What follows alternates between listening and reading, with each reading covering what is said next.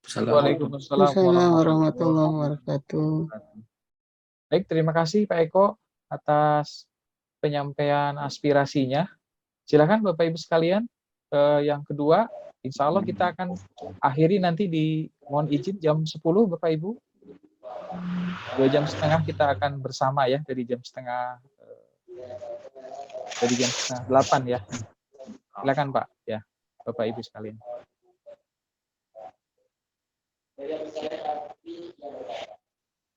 Anggelar. Baik, silakan Pak Puji ya. Teman-teman semua, jadi kalau kita perhatikan dari persoalan-persoalan yang ada sekarang, itu yang maju adalah teknik yang banyak dilatihkan. Itu mereka dengan kemampuannya mereka mengajarkan teknik. Justru yang menjadi sangat lemah adalah di kemampuan didiagnosa. Sedangkan teknik itu kan di cabang dan ranting. Sedangkan akar dan batangnya itu mereka sangat lemah. Itu. Contoh kasus ya, contoh kasus. Teknik yang kemudian menstimulasi energi, mau itu pijat, mau itu kemudian perbaikan yang akan membuat otot itu menjadi tegang, kemudian membuat energi itu keluar, itu ketika dia dapat kasus defisiensi dengan grade yang kedua, kalau bahasa Chinese medicine-nya Yangtze, itu lihat aja, baru disentuh, baru digerakkan, udah drop dia langsung. Nah, ketika mereka tidak bisa membaca situasi kondisi seperti ini, kemudian diterapkan teknik yang menguras energinya pada energinya itu lemah, maka yang terjadi apa? Masalah. Nah, kemudian kita dengan enaknya akan berbicara itu sudah takdir. Ya kan? Ya. Nah, takdir itu ketika kita dengan kapasitas ilmu yang benar, kita gali, kita analisa dan sebagainya, kemudian kita kerjakan, ketika sudah tidak bisa, baru kita bicara takdir.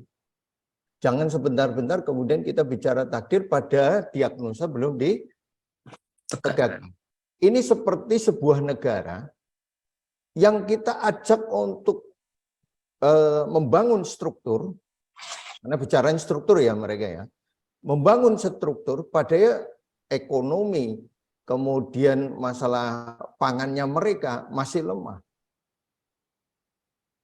Nah, kita udah mengurusi tentang infrastruktur. Maka hancurlah negara ini. Gitu. Maka ketika orang yang dibutuhkan energi dasarnya dia, materinya dia, kemudian kita perbaiki strukturnya dia, pada materi energinya dia masih sangat lemah, itu tubuh tidak mampu menghandle dari reaksi ketika dia diterapi dengan terapi fisik itu. Maka pasti drop. Karena saya sudah menjumpai masalah-masalah itu, kemudian ini yang paling, ini jangankan diperbaiki strukturnya, baru disentuh titiknya saja, disentuh dengan sentuhan yang ringan, dia langsung mau pingsan. Ini karena dia posisinya sudah di grade kedua mau masuk ketiga. Itu. Nah, ini kasus masalah defisiensi. Nah, ketika hari ini pasien-pasien itu tidak diperhatikan kebutuhannya mereka, maka ini adalah satu momen yang paling tepat untuk merubah situasi. Ketika Al-Quran diturunkan, ketika manusia diperlakukan apa adanya, Al-Quran turunkan. Itu dalam kondisi jahiliyah. Nah, kita belajar dari situ. Maka ketika orang di dalam kebutuhan kesehatan diperlakukan apa adanya, tanpa diagnosa, maka ketika kita kemudian ini uji kompetensi tentang diagnosa itu diperkuat, itu akan merubah paradigma nanti. Jadi dengan jenengan mengadakan uji kompetensi ini, maka nanti kompetensi tentang masalah diagnosa itu menjadi hal yang penting. Berarti yang kita kerjakan adalah merubah paradigma. Maka nanti kalau ada orang tidak menggunakan diagnosa yang benar kemudian terjadi persoalan, nah itu nanti jadi bumerang bagi mereka. Ketika ini menjadi pola yang kemudian umum. Kemudian ketika nanti dari Departemen Kesehatan melihat bahwa pola diagnosa ini adalah penting, itu nanti kalau jenengan tidak punya, itu tinggal nanti orang-orang itu akan mengejar-ngejar uji kompetensi ini. Dan kita bukan di teknik. Teknik boleh apa saja, yang penting diagnosanya benar. Dan ini adalah momen di tahun ini karena ketika kita melihat mulai banyak pertikaian, kemudian persoalan, kemudian yang dipersoalankan adalah ketidakmampuan mendiagnosa secara runtut, logis. Ini momen. Dan Allah hadirkan izin untuk uji kompetensi ini di tahun ini. Sesudah perjuangan 3 tahun lamanya. Berarti apa? Ini adalah momen yang Allah hadirkan. Karena dalam perjalanan saya bertahun-tahun itu, ketika kita dianggap belum siap oleh Allah, apapun yang kita buat tidak akan muncul. Kita berusaha akan begini-begini. Ketika tidak diijabah oleh Allah, sayangnya karena sudah terbiasa, berarti kita belum siap. Tim kita belum siap, sistem kita belum siap. Nah, ketika sudah siap, maka ijabah Allah itu diberikan. Berarti ketika ini ijabah Allah sudah diberikan terhadap uji kompetensi ini, berarti dianggap kita sudah siap. Ketika kita punya keinginan di masa lalu, saya ingin membuat sekolah dari SMP menuju ke SMA itu kemudian dia modul 1, 2 sampai teknik itu bisa kuasai, sampai anatominya dikuasai, sehingga nantinya mereka lulus untuk kemudian bisa mendaftar kedokteran. Begitu mereka sekolah kedokteran, mereka sudah ngerti anatomi, bukan lagi belajar, tapi sudah menguasai tekniknya, diagnosanya. Itu apa yang terjadi? Itu lulusan kita akan menjadi kebanggaan, dan mereka akan menjadi yang terdepan, dan mereka yang nanti akan merubah kebijakan yang ada di Indonesia. Nah, itu tidak Allah berikan. Saya punya pesantren, rencana dibuat di situ. Ternyata Allah tidak berikan, karena tidak siap di situ. Nah, ternyata saya dapat kenalan Dr. Eka, kemudian belajar. Dr. Eka juga tadinya mau belajar itu juga, ini paling sama dengan yang lain. Begitu belajar, kemudian dia akselerasi modul 1, 2, kemudian dia tertarik. Gitu. Tertarik, kemudian dia sampaikan bahwa ini yang dia cari. Sebagaimana kita sampaikan masalah itu kepada UPA waktu di awal. UPA itu 3 tahun mencari orang yang bisa menutup rencananya dari 1 sampai 10. Rata-rata yang datang itu hanya bisa mengisi angka 1 sampai 3. Begitu kita datang, kita bisa mengisi dari 1 sampai 10. Maka kita langsung diajak kerjasama tanpa kita persiapan saat itu. Ketika kita sampaikan tujuan kita kayak gini, ilmunya seperti ini, apa yang terjadi ke depannya seperti ini, langsung besoknya suruh kerjasama, tanda tangan. Langsung didatangkan wartawan. Berarti dia melihat sesuatu pada apa yang kita kerjakan. Dianggap kita itu memenuhi kriteria. Kemudian kita ketemu Dr. Eka, maka muncullah yang namanya pesantren Gemilang. Nanti Ustadz Syihab ada di situ, kita ada di situ kurikulumnya. Belum sudah kita launching, belum kemudian ini selesai karena baru awal hadir awal pertama ini dari generasi pertama, kemudian ini generasi kedua dari yang laki-laki, yang ikhwan. Nah, SMP itu sudah dimintai oleh teman-teman di Fakultas Kedokteran untuk apa? Yang kenal dengan mereka, untuk apa? Untuk bisa masuk tanpa syarat ke sekolah kedokteran mereka. Dari syekh-syekh yang ada di luar negeri, juga dia yang punya rumah sakit itu, mereka minta lulusannya, padahal ini baru gambar yang kita sampaikan. Dan ini berarti kan Allah sudah memberikan titik, kita dianggap sudah siap di titik ini. Nah, berarti apa yang terjadi ke depan adalah dibutuhkan guru-guru yang punya kompetensi untuk mendidik mereka.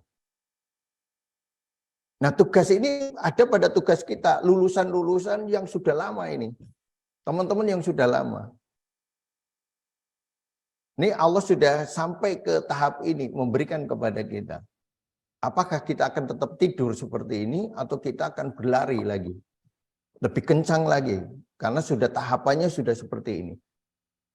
Dan saya yakin Allah akan menghadirkan sesuatu lagi, kemajuan ketika kita sudah melangkah.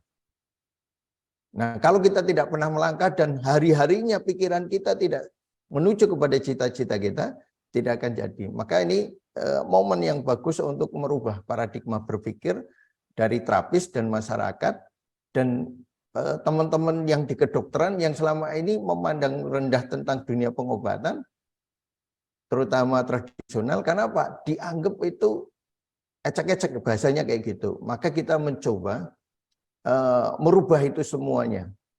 Pandangan mereka kita rubah menjadi pandangan yang lebih baik kepada kita, dan mereka melihat satu masa depan terhadap perubahan di dunia pengobatan.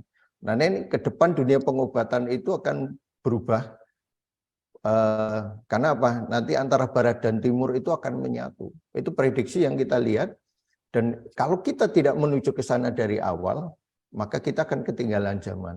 Jadi kalau kita masih berdebat, masih kemudian saling mempersoalkan hal-hal yang kecil, kita tidak akan meraih yang besar tadi. Ini aja, jadi ini kesempatan bagi teman-teman di uji kompetensi ini, karena nanti ketika jenengan kemudian berpraktek, ini menjadi penting sekali, itu terhadap uji kompetensi tadi. Apalagi kalau nanti keluar, karena kalau ini teman-teman perlu saya sampaikan, jika kemudian dalam perjalanannya, karena kita juga rencana mau bikin klinik yang ada di Saudi, tujuannya apa? Supaya kita nanti bisa umroh dan bisa haji, nggak nunggu sampai 30 tahun. Itu sudah, kalau saya hari ini mau kan nunggunya 30 lah, saya sudah 50, nanti 80 udah nggak bisa jalan, baru naik haji, kan repot itu. Saya, ya Allah, saya pengen haji di sana ada tempat kita, dan mereka yang memanggil, dan kita bisa datang ke sana tanpa biaya, itu karena mereka membutuhkan kita. Nah itu doa saya gitu. Nah, saya berharap ini menjadi pintu juga bagi teman-teman, ketika itu bisa kita kerjakan, maka arus ke sana ketika Anda punya hasil dari uji kompetensi tadi, Anda kompeten untuk kita hadirkan ke sana, maka ini menjadi wasilah kita untuk jenengan yang belum bisa umroh. Kalau umroh lebih mudah ya, bisa haji, itu bisa akan terwujud itu.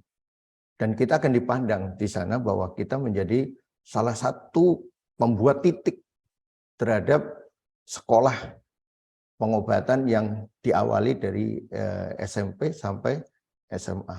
Nanti target berikutnya sampai S1 sampai S2. Kapan itu Allah wujudkan? Ya, seberapa kuat, seberapa serius kita mewujudkannya. Kalau tidak hari ini, generasi berikutnya.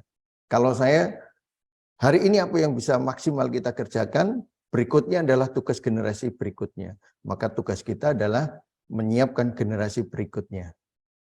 Nah, tidak mungkin generasi berikutnya terbentuk dengan baik, kecuali kita menyiapkannya hari ini dengan serius. Kalau kita tidak menyiapkan dengan serius, hanya berleha-leha, hanya sekedar nyari uang, praktek, terapi, dapat uang, selesai, maka itu tidak akan terbentuk, dan Anda tidak dicatat dalam peran itu. Ini gambarannya kayak gitu. Ini sedikit gambaran ya, seperti itu. Kemudian diskusi kita tentang masalah persiapan, ini ada satu gambaran lagi tentang ilmu yang baru saya dapatkan, yaitu tentang air ya. Ini sedikit saya masukin supaya nggak pada diem aja.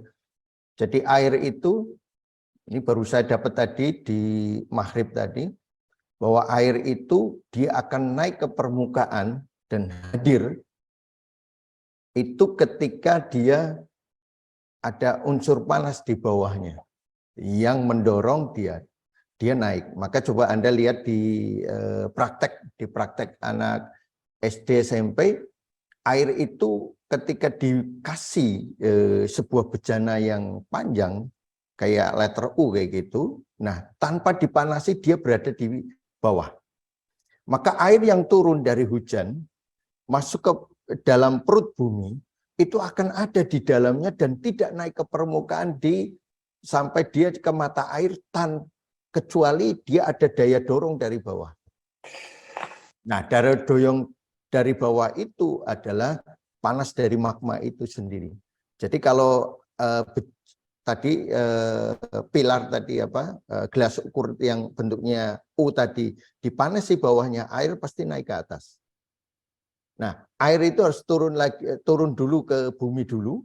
Berarti air itu harus masuk lewat mulut, kemudian disaring di sistem cerna, dan dia akan muncul menjadi air seni ketika ada fungsi magma di situ. Maka ketika magmanya lemah atau mingmengnya lemah bahasa Cinanya, maka air seni tidak akan terbentuk. Mingmeng. Ya, air seni tidak akan terbentuk.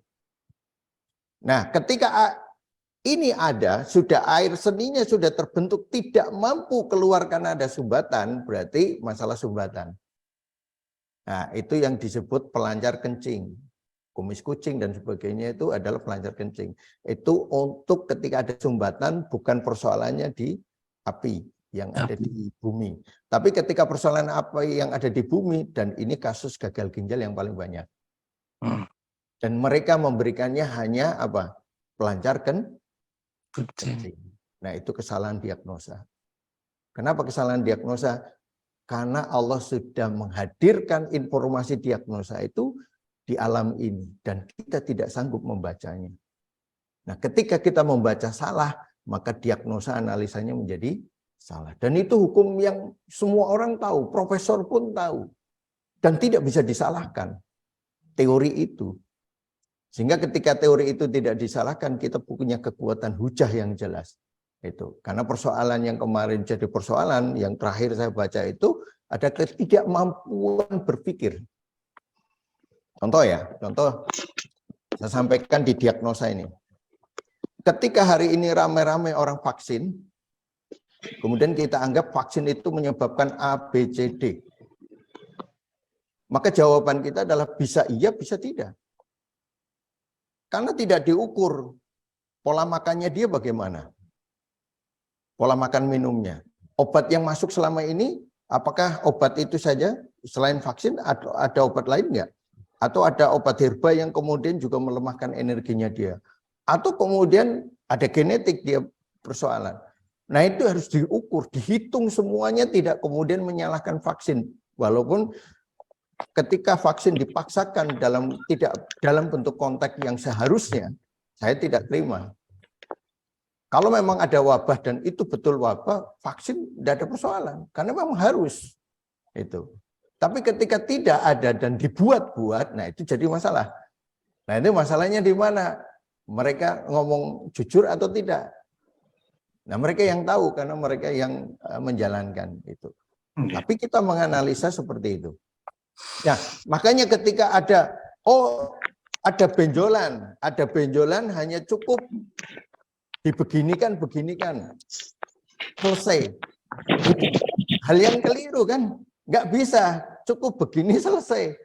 Benjolan itu munculnya dari mana? Prosesnya bagaimana? Sehingga ketika proses itu terjadi, teknik yang harus dikerjakan itu apa? Apakah bisa satu teknik atau dua teknik, atau ini dulu baru teknik ini masuk?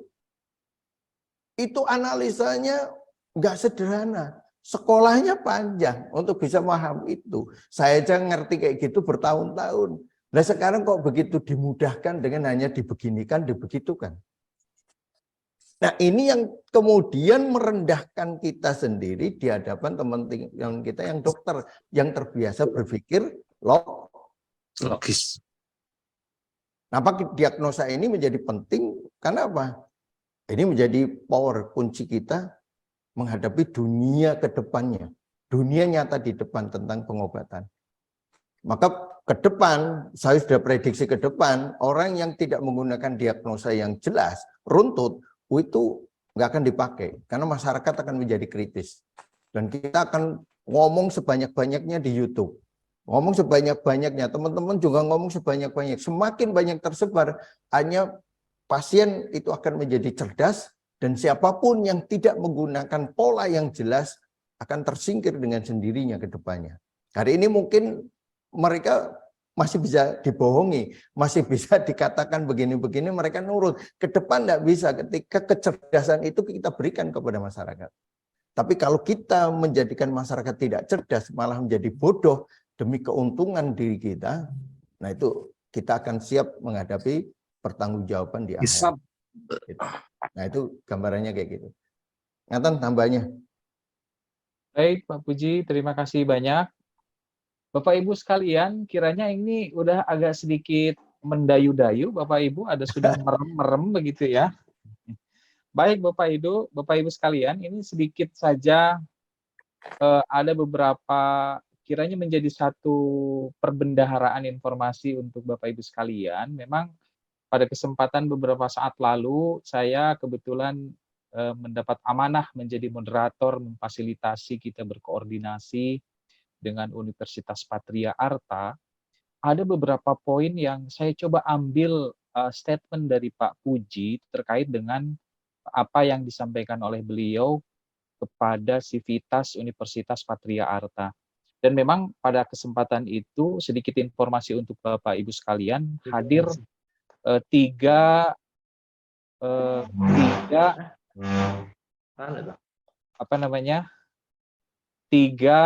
tokoh lah begitu ya di Sivitas Universitas Patria Arta, itu Dr. Bastian SEMM CFM, beliau selaku rektor begitu, kemudian juga yang kedua Ibu Indri sebagai direktur asesmen, dan yang ketiga Pak Suhendra sebagai manajer sertifikasi untuk terkait dengan holistik ini. Saya kira Bapak Ibu bisa membuka di website UPA ini. Nah, saya sangat apresiatif sekali begitu, bagaimana tidak rektor dari universitas ini bisa menghadiri begitu dan full sampai akhir begitu kan. Dan saya coba lihat bagaimana website daripada universitas ini, ternyata beberapa fakultasnya itu sudah sangat kompeten, bahkan ada fakultas khusus untuk kesehatan di situ. Bapak Ibu silakan bisa buka. Jadi andil di dunia pendidikan itu luar biasa, bahkan standar ISO-nya juga sudah dimiliki begitu. Ada statement Pak Puji yang disampaikan dalam forum itu bahwa harapan Pak Puji adalah adanya satu fakultas yang khusus terkait dengan holistik ini. Dan itu disambut dengan baik oleh Pak Bastian selaku rektor pada kesempatan itu, Bapak Ibu. Nah, saya kira ini kan keilmuan terkait holistik diagnosa yang saat ini dikembangkan Pak Puji, dan berbagai perangkat di belakang, ada dahan, kemudian ranting begitu ya, bahwa juga ada Pak Tata begitu ya, dalam hal ini dari sisi Krek method, begitu juga Pak Puji dengan keilmuan herbal dan lain sebagainya.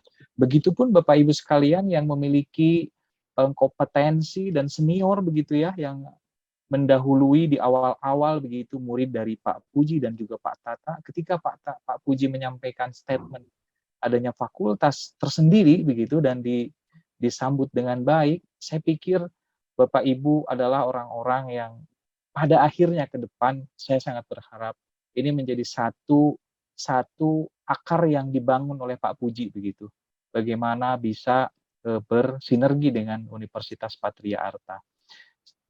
Saya coba menyampaikan, mohon izin Pak Puji dan Pak Tata, kiranya ada 4 lulusan yang sudah mengikuti uji kompetensi begitu ya. Ada Pak Lukman, ada Pak Saifullah Samsudin, Ibu Rina, dan juga Ibu Aswani.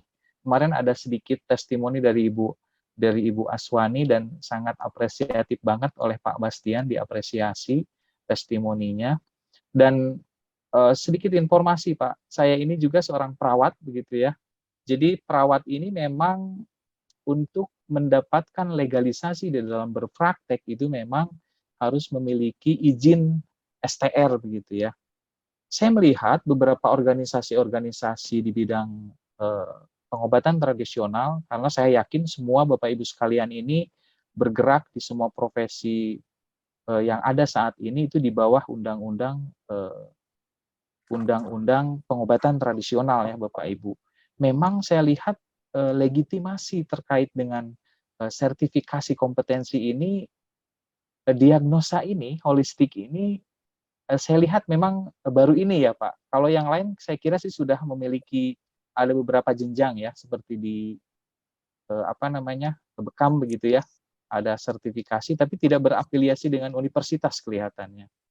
Saya kira silakan bisa menjadi salah satu perbendaharaan lah barangkali begitu untuk Bapak Ibu menjadi salah satu bagian di situ untuk tujuan besar kita ke depan tentunya, karena Bapak Ibu yang barangkali di awal ini harapannya ke depan ketika Pak Puji memberikan statement ke UPA bahwa ingin ada satu fakultas tersendiri, maka kiranya Pak Puji, Pak Tata, dan Bapak Ibu sekalian yang sudah kompeten begitu dalam berbagai uji yang sudah ditetapkan oleh Pak Puji dan Pak Tata mungkin ke depannya dengan UPA adalah menjadi bagian-bagian yang nanti bersama di fakultas tersendiri terkait dengan fakultas holistik ini begitu. Nah, ini ada yang satu yang lucu, bukan lucu ya, begitu ya, unik. Pak Eko ini sempat menyampaikan tadi terkait dengan nama gelar di belakangnya. Ini saya coba ulang lagi.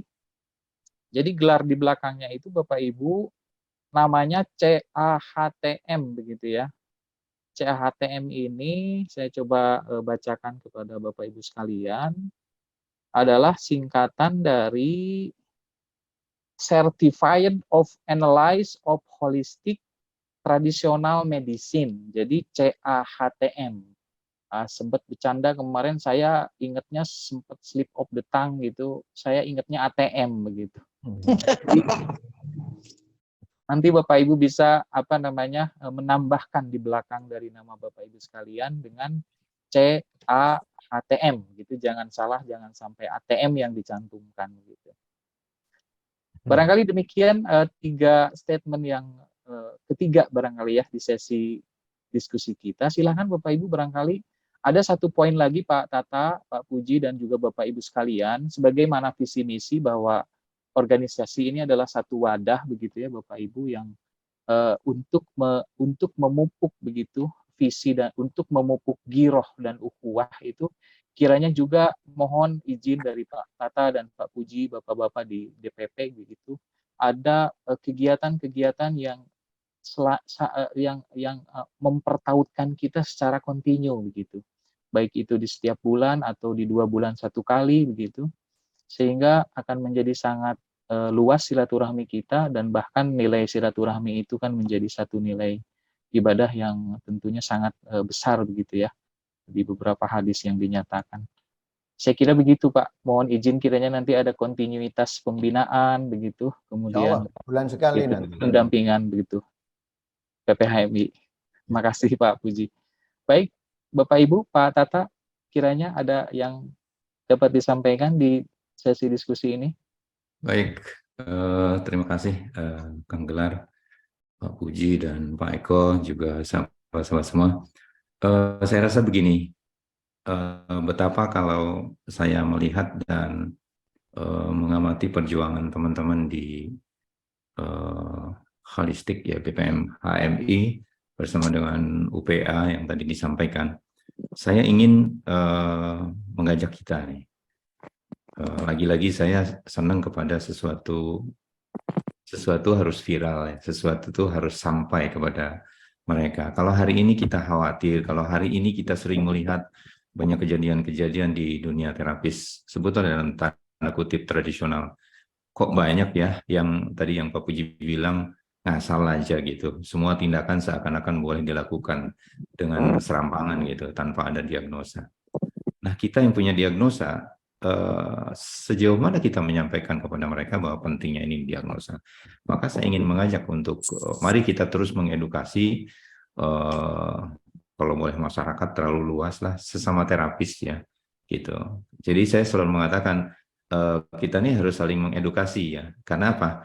Kitanya harus terbuka. Terbuka itu dalam arti gini. Yang pertama, ada yang rajin ngasih ngasih umpan ya. Ngasih umpan, kemudian mereka akan tertarik. Jadi kita mesti fokus nih Pak ya, semuanya. Fokus tuh gini. Kalau kita bicara holistik tentang diagnosa, ya bicara diagnosa, jangan campur-campur yang lain dulu gitu. Nanti kalau punya akun lain lagi yang mau bicara tentang misalkan jualan, ya jualan sendiri. Ini akun diagnosa, bagusnya sih gitu fokus. Karena saya lihat di beberapa sosmed, kalau kita fokus pada satu, misalkan, saya sih nggak pandai ya sosial media. Tapi saya dulu waktu punya Instagram pertama ya tadi itu saya bercanda sama anak saya. Belakangan semua saya hapus, saya ganti dengan crack. Tiba-tiba, gitu cepat ya seperti itu. Terus kemudian saya kemarin ngintipin teman-teman tuh, ada yang pakai TikTok. Dulu saya bilang TikTok apaan sih gitu. Ya dalam 4 minggu ini saya main TikTok Pak, udah 18.000 sekian. Nah ini maksud saya, coba keilmuan kita yang hebat ini, yang Pak Puji miliki ini, masuk ke seluruh sosial media dengan catatan dia fokus. Gitu. Supaya apa? Supaya kebaikan-kebaikan yang kita miliki ini mampu ya mengurangi keburukan-keburukan yang ada. Seperti itu. Jadi kita memang harus fokus pada satu itu. Kemudian kalau mau pemilu nanti kampanye, kita juga kampanye dong. Kita kampanye ada sertifikasi, apalagi sudah ada gelar ya yang certified ini ada bersifat internasional, diakui di internasional ya, Masya Allah ya. Jadi bukan main-main ini. Jadi kita jangan ragu lagi kalau kita memang sudah certified seperti ini, lalu resmi dengan lembaga resmi di perguruan tinggi yang dikenal, ya kita kampanye harus lebih kuat lagi. Saya rasa itu mungkin ini autokritik kepada kita semua untuk mari kita sama-sama saling tag ya, saling yang nge-tag aja gitu. Kalau di Facebook jangan lupa nge-tag teman-teman yang supaya ramai gitu, mau 100 200 nge-tag jangan sungkan gitu ya. Keret gitu. Seperti itu. Di sini banyak yang punya kompetensi tentang sosial media, mari kita sama-sama bantu. Saya rasa itu. Agar apa? Agar tadi itu kekhawatiran kita kok kita lagi asik-asik gitu ya, tiba-tiba ada yang di seberang sana ada yang bikin salah lah, bikin itulah, kata Pak Puji, belum apa-apa udah takdir, ikhtiarnya belum, belajar diagnosa belum, tahu-tahu udah takdir aja. Ya itu mas semua iya, memang ikhtiarnya belum maksimal, seperti itu. Saya rasa itu dari saya. Lagi-lagi kalau orang tua tuh kayaknya nasehatin, padahal kita sama-sama sedang belajar. Tapi itu yang saya rasakan. Jadi fokus pada salah satu, misalkan kita sedang di apa nih, Semarang, wah Pak Sukron sedang bicara masjid. Dulu sosmednya Pak Sukron itu isinya apa itu? Ya tentang kopi lah, tentang ini. Sekarang isinya apa? Waduh, Masya Allah, gitu. Merinding itu sosmednya Pak Sukron itu. Jadi orang sudah paham apa yang sedang dilakukan Pak Sukron, apa yang sedang dilakukan Kang Gelar, jalan-jalan dengan si Putra, sedang mendidik dia menjadi YouTuber, seperti itu. Kan kita jadi tahu nih, sedang apa sih? Pak Puji sedang belajar apa nih? Tai Chi dan seterusnya.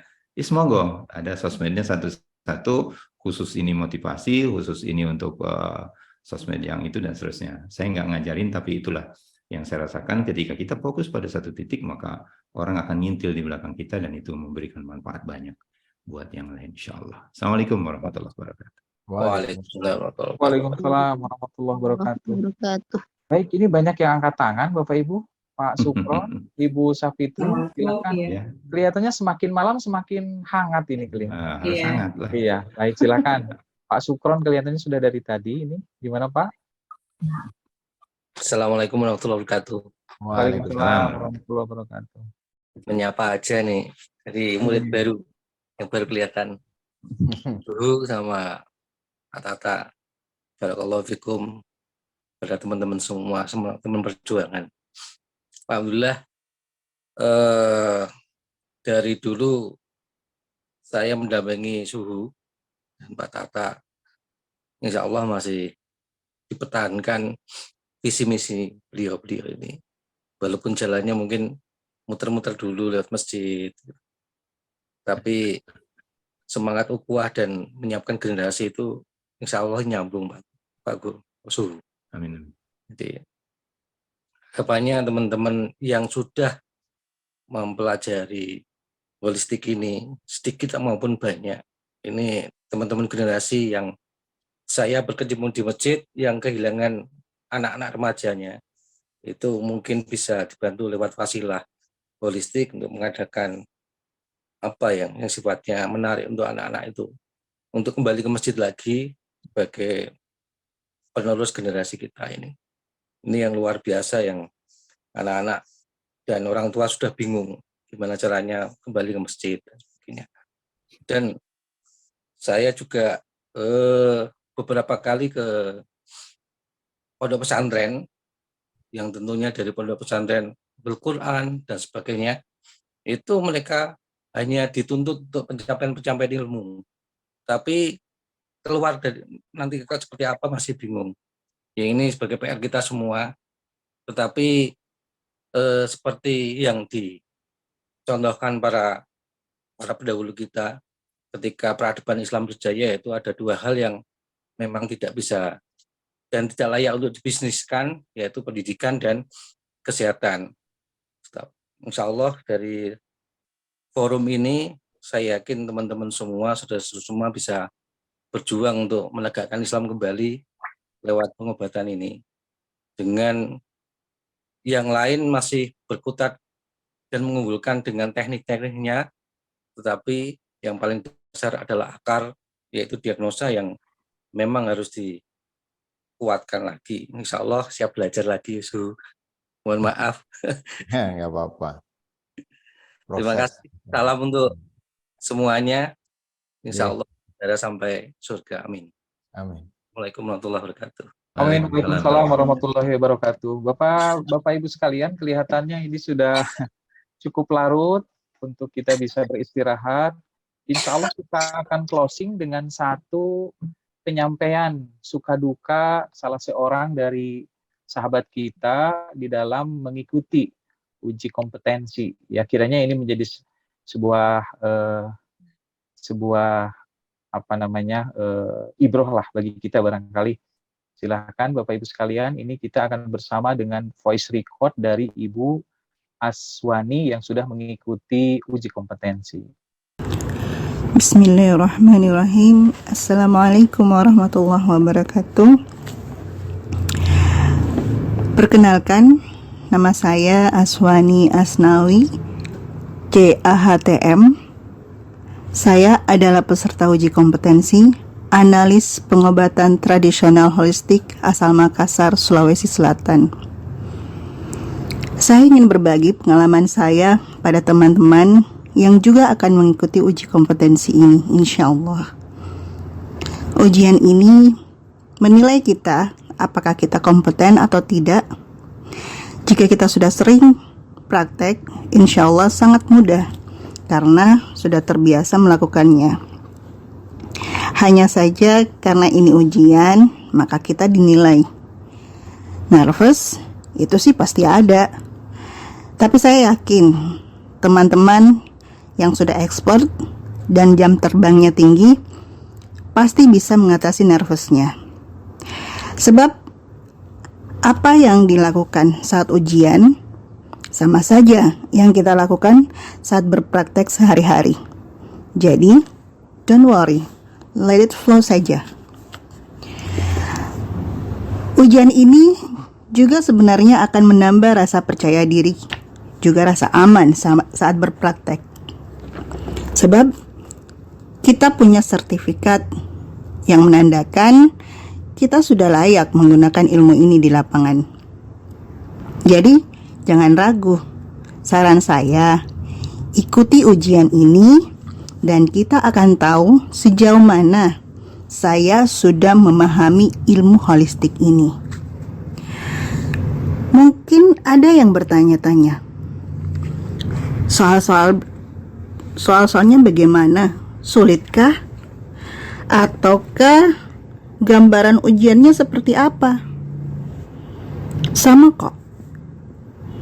Itu juga yang terlintas di benak saya saat akan mengikuti uji kompetensi ini. Berbagai prasangka membebani otak saya, pikiran yang membuat tidak percaya diri berkecamuk. Tapi bismillah, saya berkata pada diri saya, kalau saya tidak coba, bagaimana saya bisa tahu sejauh mana ilmu ini saya telah kuasai? Oke, by the way, ujian ini terbagi atas 2 tahap. Yang pertama, ujian tertulis, dan yang kedua, ujian praktek. Ujian tertulis. Soal-soal yang diujikan semua sudah diajarkan saat pelatihan dan semua ada di modul. Jadi, kalau rajin bedah modul dan mengulang-ulang modulnya, insya Allah pasti bisa jawab soalnya. Oh iya, saat ujian tertulis ini dibaca baik-baik ya, pahami soalnya. Ingat soalnya dengan baik, sebab optionnya banyak jebakannya. Lalu yang kedua, ujian praktek. Ujian praktek ini berkaitan dengan 4 cara pemeriksaan: menganalisa data, menentukan diagnosa dan saran terapi, serta perubahan gaya hidup seperti pola makan, pantangan makan dan minum, serta makan dan minuman yang dianjurkan. Juga pola emosi atau kontrol emosi dan pola istirahat, gerak tubuh dan lain-lainnya. Yang jelas, semua sudah pasti sering kita lakukan saat berpraktek di lapangan. Jadi, jangan khawatir mengikuti ujian ini. Ayo ikut ujian kompetensi ini. Jangan ketinggalan dan jangan ragu. Menarik loh, sertifikatnya tidak hanya bisa kita gunakan di dalam negeri, tapi juga di luar negeri sertifikat ini pun berlaku. Jadi, jangan lewatkan ujian kompetensinya di Maret 2023 di Semarang, insya Allah. Saya yakin teman-teman pasti bisa, karena teman-teman kebanyakan sudah expert, tinggal mengambil sertifikasinya supaya dalam berpraktek kita lebih aman. Semoga pengalaman ini bermanfaat untuk teman-teman. Sekian dari saya. Assalamualaikum warahmatullahi wabarakatuh.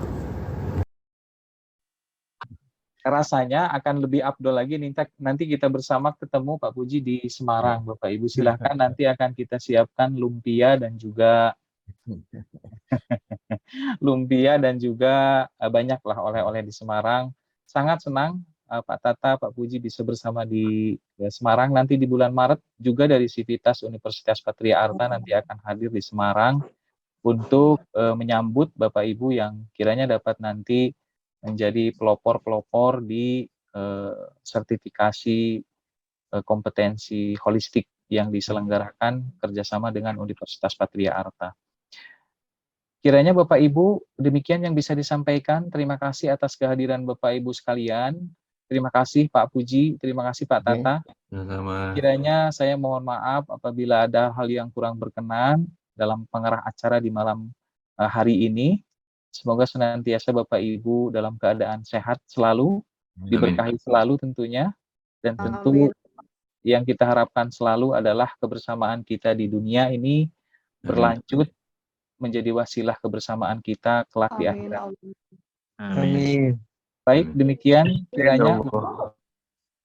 Terima kasih banyak Bapak Ibu sekalian. Kiranya mohon maaf akan kita akhiri kegiatan kita di malam hari ini. Insya Allah kita akan bertemu lagi di sesi yang sama. Tadi Pak Puji sudah menyampaikan di setiap bulannya akan ada sesi di online tentunya, daring melalui Zoom ataupun Google Meet nantinya di kegiatan-kegiatan PPHMI. Demikian kiranya. Wabillahi taufiq wal hidayah. Wassalamualaikum warahmatullahi wabarakatuh. Waalaikumsalam warahmatullahi wabarakatuh. Wabarakatuh. Terima kasih. Jazakallah khairan. Baik. Jazakumullah Allah khairan kasiran, suhu puji. Jazakumullah. Sudahan Ya, sama-sama Bun. Jazakumullah Sami-sami. khairan Pak Tata, Pak Budi. Terima kasih untuk semuanya. Assalamualaikum. Waalaikumsalam warahmatullahi Nuhun Pak Budi, Pak Budi, Pak Tata, dan semuanya. Pak Alvin. Assalamualaikum warahmatullahi wabarakatuh. Jazakumullah. wabarakatuh.